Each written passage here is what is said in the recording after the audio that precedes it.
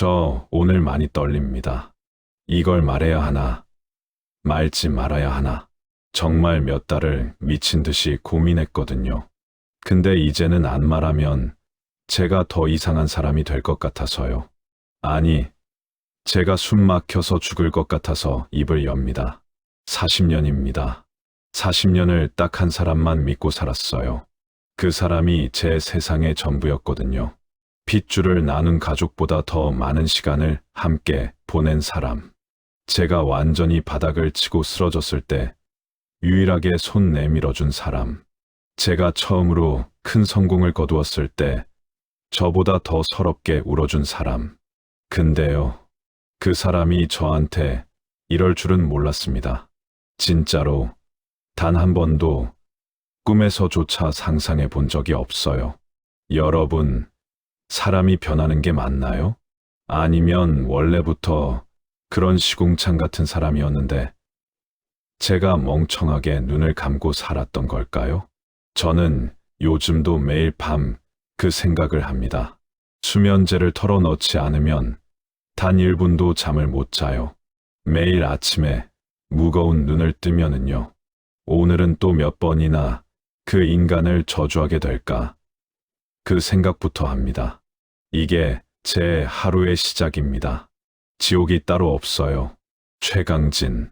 제 입으로 그 지긋지긋한 이름 석자를 다시 뵙게 될 줄은 몰랐네요. 저희요. 진짜 쥐뿔도 없는 밑바닥부터 같이 시작했습니다. 비가 오면 물이 무릎까지 차오르는 반지하 사무실. 거기서 퉁퉁 불어 터진 컵라면 하나로 하루를 버티던 시절부터요. 제가 사업하다 크게 사기당해서 사채업자들한테 쫓겼을 때 정말 살기 싫어서 한강 다리 난간 위까지 올라갔을 때 제 뒷덜미를 낚아채서 바닥에 패대기 친 게 강진이 그놈이었습니다. 네가 여기서 뛰어내리면 나도 당장 네 뒤따라 뛰겠다고. 얼굴이 피범벅이 되도록 저를 때리면서 악을 쓰더라고요. 그때 맹세했습니다. 내 남은 목숨의 반은 무조건 이 자식 거라고. 내가 성공하면 내 모든 걸 반으로 뚝 잘라서 이놈한테 주겠다고요. 그렇게 악착같이 일해서 사업이 궤도에 오르고 강남 한복판에 번듯한 우리 사옥으로 처음 출근하던 날, 옥상에 올라가서 둘이 부둥켜 안고 얼마나 꺼이꺼이 울었는지 모릅니다. 이제 우리 고생 끝났다고, 평생 형제처럼 잘 먹고 잘 살자고. 근데 참 우습죠. 돈이 미친 듯이 돌기 시작하고 회사 규모가 커지니까 사람이 변하더라고요. 시작은 아주 사소한 거였습니다. 언제부턴가 강진이가 회사에 없는 시간이 많아졌어요. 영업 총괄 이사니까 매일 거래처 사람들 만나러 다니니까 당연하다고 생각했죠. 근데 우연히, 정말 우연히 제 책상에 잘못 올라온 법인 카드 결제 내역서를 보게 됐습니다. 눈을 비비고 다시 봤어요.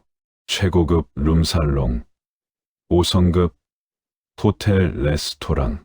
그것도 우리 회사가 진행하는 사업이랑은 전혀 상관없는 아주 엉뚱한 동네에서만 수백만 원씩 결제가 떨어지는 겁니다. 처음엔 애써 모른 척했습니다. 요즘 피곤하니까 혼자 어디 가서 좀 쉬나 보다. 아니면 내가 모르는 중요한 접대가 있나 보다. 근데 결제 서류에 찍히는 금액 단위가 갈수록 비정상적으로 커지는 거 있죠. 하루는 제가 지나가는 말로 웃으면서 물어봤습니다.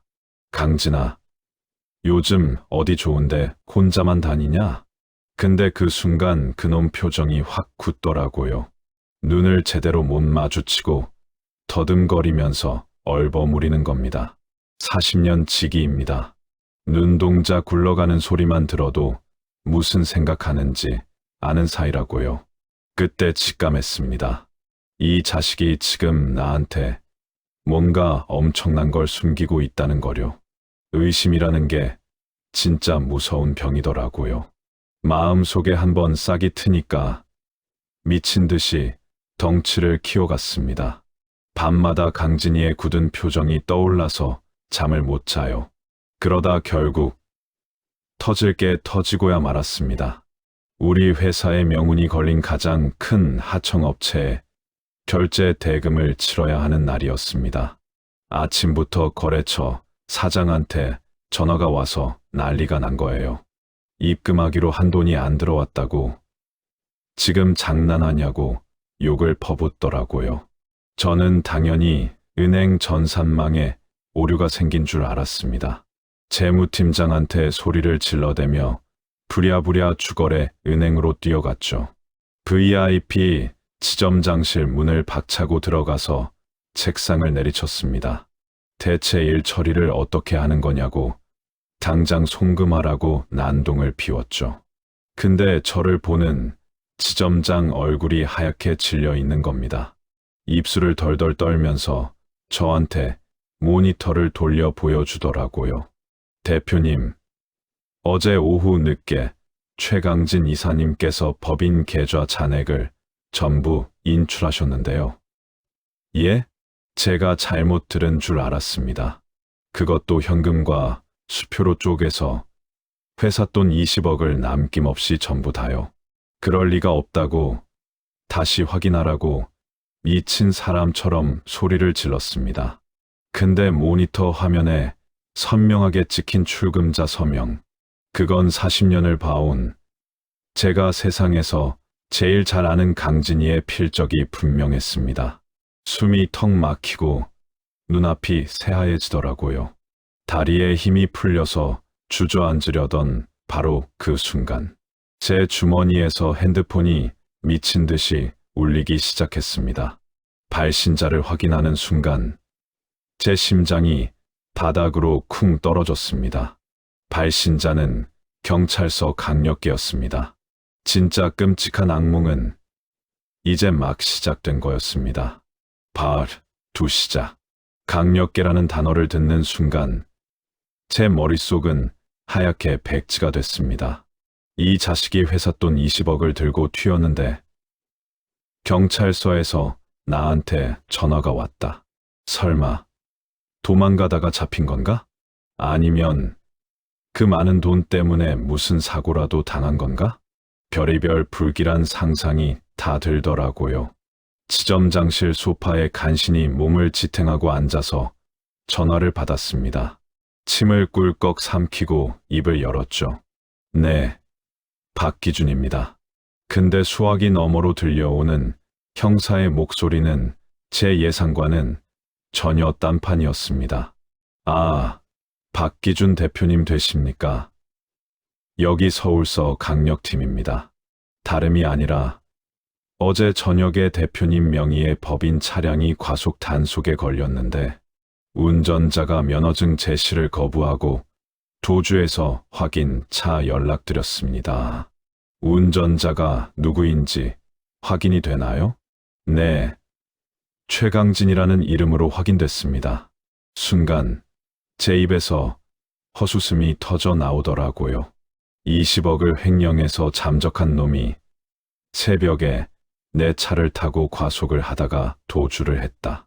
이건 뭐 나를 조롱하는 것도 아니고 정말 미쳐버리겠더라고요. 형사님, 그 차 최강진 이사가 타고 간 거 맞습니다. 그리고 지금 그 자식 우리 회사 돈 20억 들고 도망쳤어요. 횡령죄로 신고할 테니까 당장 수배 내려주세요. 제 목소리가 은행 로비에 쩌렁쩌렁 울리더라고요. 은행 직원들이 다 저를 쳐다보는데 그 시선 같은 건 상관없었습니다. 오직 최강진, 그 자식을 잡아다 족쳐야겠다는 생각뿐이었죠. 은행을 뛰쳐나와서 강진이 놈이 사는 오피스텔로 달려갔습니다. 엘리베이터를 기다리는 시간이 몇 년처럼 느껴지더라고요. 강진이 집 앞에 서서 초인종을 미친 듯이 눌렀습니다. 강진아, 최강진, 안에 있는 거 다 알아. 당장 문 열어. 제 목소리가 복도 가득 울려 퍼졌지만 안에서는 아무런 기척도 없었습니다. 굳게 닫힌 디지털 도어록이 저를 비웃는 것 같더라고요. 그놈은 이미 도망쳤는데 저는 바보같이 문 앞에서 소리만 지르고 있었던 겁니다. 의심이 확신으로 바뀌는 순간 제 심장은 분노와 배신감으로 갈기갈기 찢어졌습니다. 의심이 무서운 병이라면 배신은 치명적인 독이었습니다. 저는 미친 듯이 머리를 굴리기 시작했습니다. 이 자식이 어디로 갔을까? 그 많은 돈을 들고 어디에 숨었을까? 가족도 없는 놈이니까 분명 해외로 뜰 준비를 하고 있을 텐데.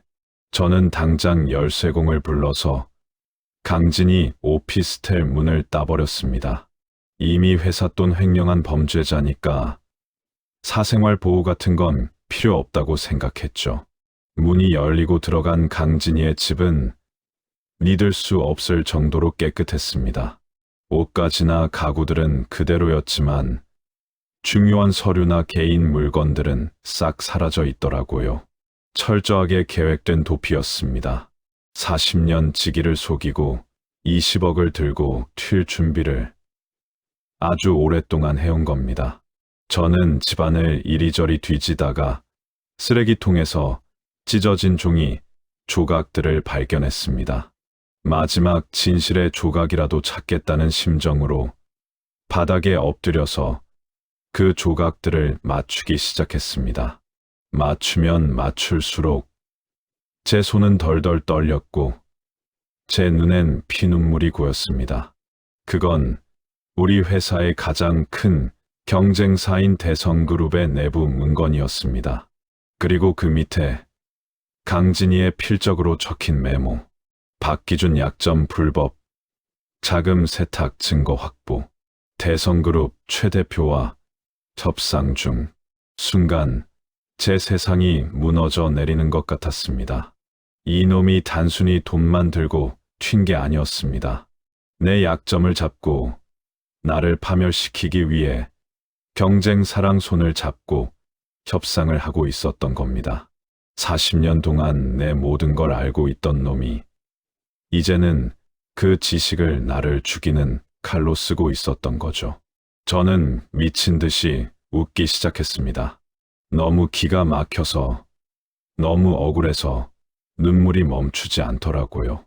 내가 너를 위해 한강물에 뛰어들려고 했는데, 내가 너를 위해 사채업자들한테 매를 맞았는데, 네가 나한테 이럴 줄은 몰랐습니다. 진짜로 단 한 번도 생각을 못했어요.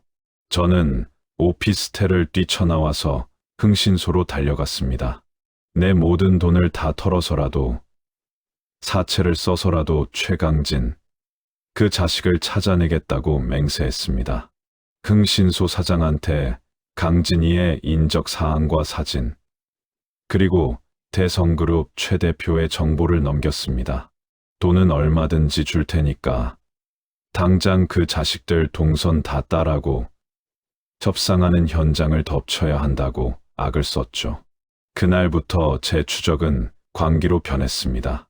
하루 종일 강진이의 예상 이동 경로를 쫓아다니고 밤에는 대성그룹 사옥 앞에서 잠복을 했습니다. 잠은커녕 밥도 제대로 못 먹었어요. 오직 복수심이라는 도끼로 버티고 있었던 겁니다. 하루는 흥신소 사장한테 연락이 왔습니다. 강진이가 지금 한적한 물류, 창고 근처에서 움직이고 있다는 겁니다. 저는 당장 차를 몰고 그곳으로 달려갔습니다.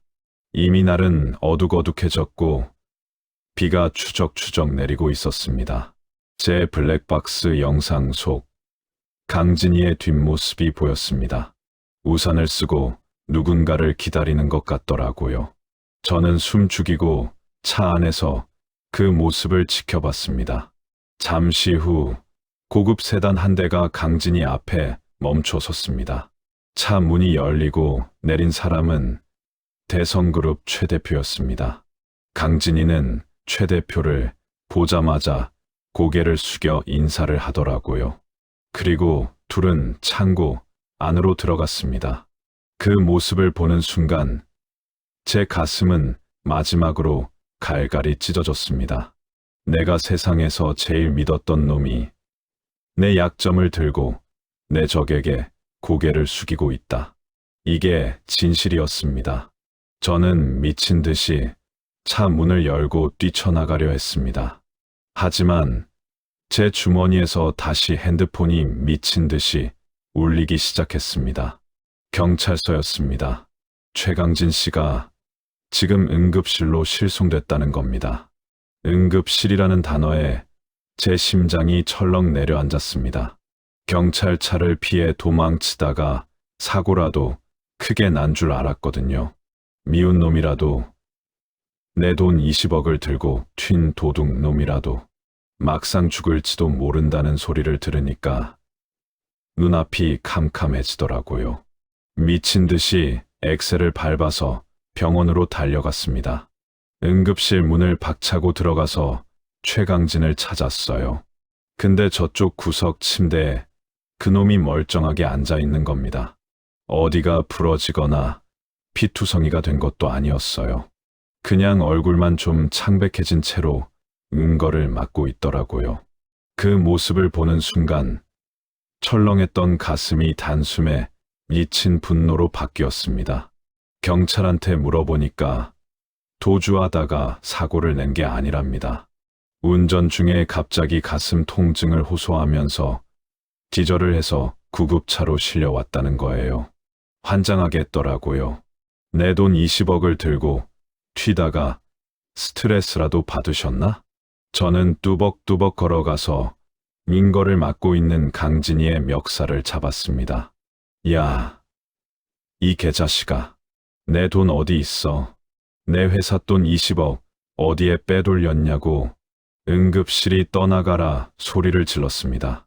근데 이 자식이 변명 한마디 안 하고 저를 빤히 쳐다만 보는 겁니다. 그 눈빛이 어땠는지 아세요? 미안함, 죄책감. 그런 건 단 1%도 없었습니다. 오히려 다 체념한 사람처럼 텅 빈 눈으로 저를 올려다보더라고요. 그때 제 주머니에서 전화가 울렸습니다.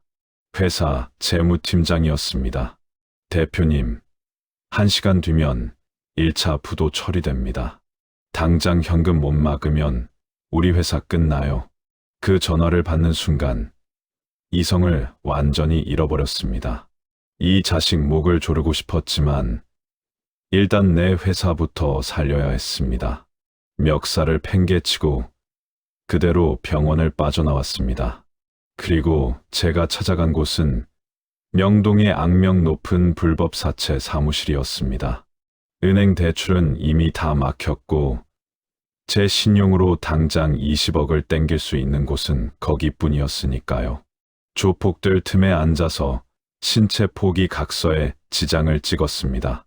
손이 덜덜 떨렸지만 어쩔 수 없었죠. 강진이가 빼돌린 돈 때문에 제가 평생 일군 회사가 공중분해될 판이었으니까요. 사채로 간신히 급한 불을 끄고 밤늦게 사장실로 돌아왔습니다. 소파에 쓰러져서 멍하니 천장만 보고 있는데 책상 위에 처음 보는 노란색 서류, 봉투가 하나 올려져 있더라고요. 보낸 사람 이름도 없는 익명의 우편물이었습니다. 봉투를 뜯어보니 작은 USB가 하나 들어 있었습니다. 뭔가 불길한 예감이 들어서 노트북에 꽂고 파일을 재생했습니다. 그리고 스피커에서 흘러나오는 목소리를 듣는 순간 저는 제가 있는 곳이 지옥의 한복판이라는 걸 깨달았습니다. 강진이의 목소리였습니다. 대성그룹 최 대표와 단둘이 나누는 대화 녹음본이었어요. 박기준이 회사는 이제 빈 껍데기입니다. 제가 이 이중장부만 넘기면 최 대표님이 그 회사 꿀꺽하시는 건 시간 문제죠. 대신 약속하신 제 지분 20억 확실하게 현금으로 세탁해 주셔야 합니다. 스피커를 부숴버리고 싶었습니다. 저도 모르게 짐승 같은 비명을 지르며 책상 위의 모든 걸 다 쓸어버렸습니다. 그냥 돈만 훔쳐간 게 아니었어요. 나를, 내 40년 인생을, 우리 회사를 통째로 적에게 팔아넘기고 그 대가로 20억을 챙긴 거였습니다. 어제 물류 창고에서 최 대표에게 고개를 숙이던 그 모습, 그게 바로 나를 팔아넘기는 거래의 현장이었던 겁니다. 다음 날, 저는 강진이를 불러냈습니다. 우리가 처음 사업을 시작했던 그 반지하 창고 앞이었습니다. 비가 억수같이 쏟아지는 날이었어요. 저 멀리서 우산도 없이 비를 맞으며 강진이가 걸어오더라고요. 아직도 창백한 얼굴을 하고서요. 저는 그놈이 제 앞에 서자마자 주먹으로 얼굴을 갈겨버렸습니다. 강진이가 진흙탕 위로 나뒹굴었습니다. 저는 짐승처럼 달려들어서 그놈의 멱살을 잡고 미친 듯이 흔들었습니다. 왜 그랬어? 내가 너한테 어떻게 했는데? 내 목숨 반도 아깝지 않다고 생각한 놈인데 네가 어떻게 나한테 이럴 수가 있어? 눈물인지 빗물인지 모를 것들이 얼굴로 끊임없이 흘러내렸습니다. 목에서 피 맛이 날 정도로 소리를 지르고 저주를 퍼부었어요. 근데 이 빌어먹을 자식은 또 입을 꾹 다물고 있는 겁니다. 입술이 터져서 피가 줄줄 흐르는데도 그 텅 빈 눈으로 저를 쳐다만 봤습니다. 변명이라도 해보라고, 살려달라고 빌기라도 하라고 악을 썼지만 소용없었습니다. 결국 저는 강진이의 멱살을 탁 놔버렸습니다. 더 이상 이 쓰레기 같은 놈이랑 같은 공기를 마시는 것조차 역겨웠거든요. 진흙탕에 주저앉은 강진이를 내려다보며 제가 평생 할 수 있는 가장 잔인한 말을 뱉었습니다. 너는 내 인생 최악의 오물이다. 어디 가서 객사라도 해라. 제발 세상에서 제일 고통스럽게 비참하게 죽어버려. 그리고 다시는 죽어서도 내 눈앞에 나타나지 마. 그렇게 뒤도 돌아보지 않고 차에 탔습니다. 백미러로 강진이의 모습이 보이더라고요. 비바람을 맞으며 진흙탕에 무릎을 꿇은 채 멀어지는 제 차를 하염없이 쳐다보고 있었습니다. 이상하게도 저를 팔아넘긴 악마 같은 놈인데 그 순간 그놈의 눈빛이 너무 슬퍼 보여서 제 가슴이 미친 듯이 아려오더라고요. 그게 제가 40년 지기 최강진을 살아서 본 마지막 모습이었습니다. 그로부터 10년이 흘렀습니다. 저는 악착같이 회사를 키워서 업계 1위로 만들었죠. 이제 아무도 저를 건드리지 못하는 거물이 되었습니다. 하지만 어제 제 사무실로 한 여자가 찾아왔습니다. 강진이의 여동생이었습니다. 10년 만에 나타난 그녀가 제 책상 위에 올려놓고 간 낡은 상자. 그 상자를 연 순간 저는 제 심장이 갈기갈기 찢어지는 걸 느꼈습니다. 여동생이 제 사무실에 들어섰을 때 저는 비서에게 쫓아내라고 소리쳤습니다. 10년 만에 보는 얼굴이었지만 반가움보다는 역겨움이 먼저 올라왔거든요. 그 쓰레기 같은 오빠가 이제는 숨어 살 돈이 떨어져서 동생까지 보냈냐고 비아냥거렸죠. 근데 여동생은 화를 내지도 않고 저를 가만히 쳐다보더라고요. 그 텅 빈 눈빛이 10년 전 비 오는 날 진흙탕에 주저앉아 있던 강진이의 눈빛이랑 똑같았습니다. 그리고 제 책상 위에 붉게 녹슨 낡은 철제 상자 하나를 올려놓았습니다. 오빠가 3일 전에 떠났습니다. 예? 암이었어요. 10년 전부터 이미 손 쓸 수 없는 상태였죠. 머리를 거대한 망치로 얻어맞은 것 같았습니다. 여동생은 눈물 한 방울 흘리지 않고 메마른 목소리로 말을 이었습니다. 이거 오빠가 죽기 전까지 품에 안고 있던 겁니다. 박 대표님 드리라고 해서 가져왔어요. 여동생이 나가고 저는 넓은 사무실에 홀로 남아 한참 동안 그 상자를 쳐다만 봤습니다. 손이 너무 덜덜 떨려서 뚜껑을 열 수가 없더라고요. 간신히 상자를 열었을 때 제일 먼저 눈에 들어온 건 누렇게 바랜 구겨진 병원 진단서였습니다. 환자명 최강진, 췌장암 말기. 진단 날짜를 확인하는 순간 제 심장이 멎는 줄 알았습니다. 그날은 강진이가 제 회사 돈 20억을 빼돌리고 도망쳤다고 제가 길길이 날뛰던 바로 그 한 달 전이었습니다. 숨이 안 쉬어지더라고요. 떨리는 손으로 그 밑에 깔린 서류, 뭉치를 꺼냈습니다. 제가 10년 전 미친 듯이 찾았던 우리 회사의 진짜 회계 장부 원본이었습니다. 그 장부를 넘기는 순간 제 몸에서 모든 피가 빠져나가는 기분이었습니다. 당시 제가 믿었던 재무팀장이 대성그룹이랑 짜고 치던 치명적인 이중장부. 그대로 뒀으면 제가 꼼짝없이 횡령과 배임으로 감옥에 가야만 했던 완벽하게 조작된 덫이었습니다. 강진이는 자기가 회사 돈 20억을 횡령한 쓰레기가 되기로 결심했던 겁니다. 그 돈으로 몰래 구멍 난 제 장부를 다 메꿔버리고 저 대신 모든 오물을 다 뒤집어 쓴 거였어요. 상자 맨 밑바닥에는 낡은 소형 녹음기가 하나 들어 있었습니다. 제가 10년 전 들었던 그 익명의 USB 녹음본 원본이었습니다. 재생 버튼을 누르자 치직거리는 소리와 함께 10년 전 그 물류창고에서 강진이가 대성그룹 대표에게 하던 진짜 대화가 흘러나왔습니다. 기준이 회사는 절대 건드리지 마십시오. 장부 원본은 제가 다 태웠습니다. 스피커 너머로 대성그룹 대표의 어이없어하는 목소리가 들렸습니다. 최 이사, 당신이 그 횡령금 20억 다 뒤집어 쓰고 감옥 갈 거야? 어차피 저 길어야 6개월입니다. 제가 다 안고 갈 테니까 우리 기준이는 살려주십시오. 녹음기에서 쿵, 쿵 하고 무언가 바닥에 부딪히는 소리가 났습니다. 제가 무릎 꿇고 이렇게 빕니다. 제발 내 형제는 살려주십시오. 저는 사무실 한가운데서 짐승처럼 울부짖었습니다.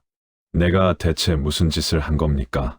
피를 토하며 죽어가던 내 형제를 나를 살리려고 자기 마지막 남은 목숨까지 내던진 그 바보 같은 놈을 나는 비 오는 진흙탕에 패대기치고 세상에서 제일 잔인한 말로 저주하며 쓰레기처럼 버렸습니다. 여동생이 남기고 간 편지에는 이렇게 적혀 있었습니다. 오빠는 10년 동안 시골 요양병원에서 혼자 피를 토하며 죽어갔다고. 대표님이 승승장구하며 업계 1위가 되었다는 신문 기사를 오려붙인 낡은 스크랩북 하나를 매일 밤 가슴에 안고 울었다고 말입니다. 여러분, 저는 괴물입니다. 제 손으로 제 세상의 전부를 찢어 죽인 끔찍한 살인자입니다. 지금 당장 시간을 10년 전 그 비 오는 날로 돌릴 수만 있다면 내 모든 재산을, 아니 내 남은 목숨을 다 바쳐서라도 그놈을 안아주고 싶습니다. 강진아, 미안하다. 내가 정말 잘못했다. 하지만 제 이 더러운 눈물과 후회는 이미 너무 늦어버렸습니다. 과연 강진이는 그 차가운 요양병원 침대에서 마지막으로 숨을 거둘 때 나를 원망했을까요? 자기를 버린 이 짐승 같은 나를 끝까지 용서했을까요? 이제부터 들려드릴 이야기는 제가 지옥에 떨어져도 마땅할 그 10년 전 세상에서 제일 바보 같았던 내 형제 최강진, 그놈의 입술로 직접 전하는 피 맺힌 그날의 진짜 진실입니다. 10년 만에 열린 상자 안에는 제가 퍼부었던 저주보다 훨씬 더 무거운 진실이 들어있었습니다. 어디 가서 객사나 해버려라는 제 마지막 말에 그놈은 정말로 혼자 숨을 거두며 대답을 대신했더라고요. 그 차가운 병실에서 그놈이 마지막으로 적어 내려간 이름은 누구였을까요? 시청자 여러분, 이제 박기준이 아닌 죽어간 최강진의 눈으로 그날의 비극을 다시 봐주십시오. 진짜 이야기는 지금부터입니다.